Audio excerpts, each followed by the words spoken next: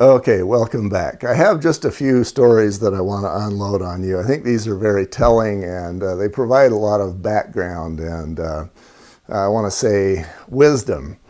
I had a broker give me a call, and besides being a real estate broker, he invests in properties himself. Not a surprise, but he had at the time, I guess he had about 10 of them. And he called me up and he says, I've got a renter who's calling and complaining that there is mold in her home. And he says, if there's mold, I want to take care of it, but if she's just being crazy, I want to know that too. So I went in with him into the home, and I looked around, and the walls were clean. There wasn't any roof leaking going on. It didn't look like there was any sprinkler spray in the home. The plumbing was doing okay, and I looked around. I just didn't see a sign of mold. So I looked at her and I said, well, how do you know you have mold?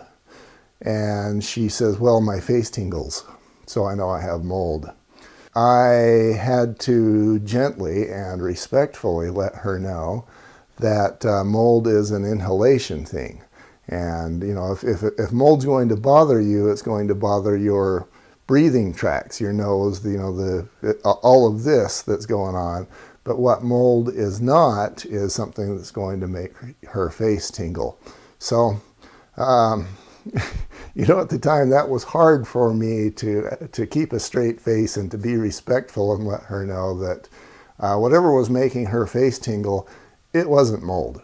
Another story, and this one actually comes from a fellow home inspector who, of course, I do not respect, and shortly you'll find out why. I was talking to this guy one day, and he was big into mold remediations. He would go into houses, find mold, sometimes I'll add that story to the list, find mold in places and say, okay, you've got mold, and then he would suggest himself and his brother-in-law to remediate the mold.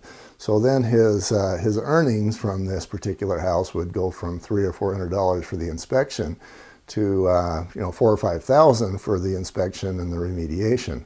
He didn't have a good reputation, and the more of these sorts of shenanigans he played, the worse his reputation got. So apparently he had to make as much money as he could from the few places where he could make it.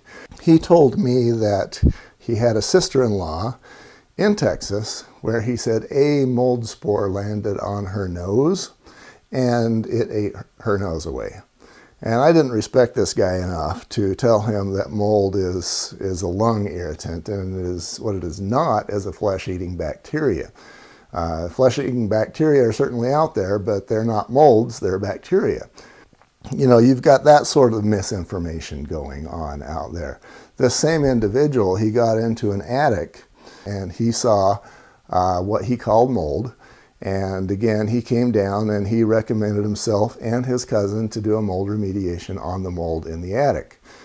So there's two problems here. One is that mold in the attic is not necessarily in the living space, and unless that water gets down into where it can create molds in the living space, that's basically exterior air. That's objection number one.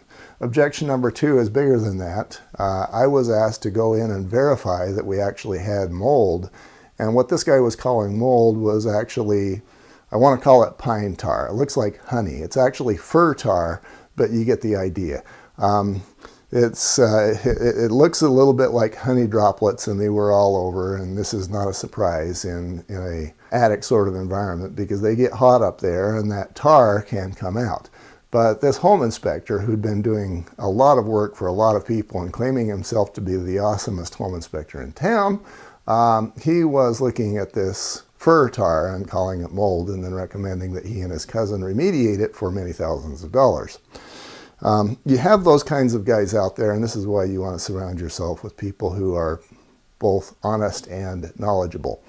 So, what it doesn't do, mold is not a flesh-eating bacteria, and it doesn't make your face tingle. What it does do is it makes your lungs irritated. Me personally, when I get into a room that has a lot of mold, it will tighten my chest up very quickly, and I will start sneezing. I am still a child, but that's what my wife says, but I'm not exceptionally old, not really young, I don't have cancer, and so I'm one of those normal, healthy adults who is affected to perhaps a somewhat greater level by mold spores.